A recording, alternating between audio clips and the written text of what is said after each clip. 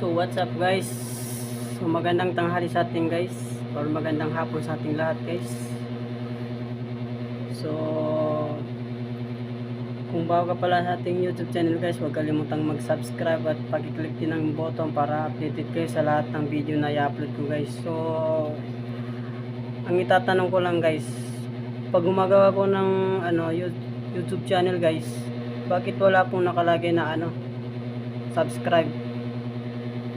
O ba't ganun guys? Pa-help naman guys.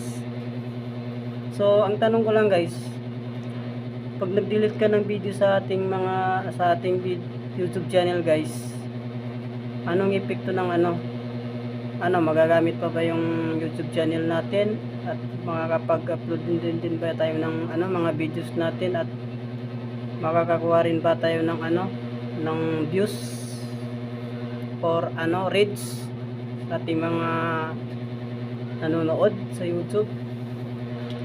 So yun lang guys, pa-help naman guys. So maraming salamat sa walang suporta guys.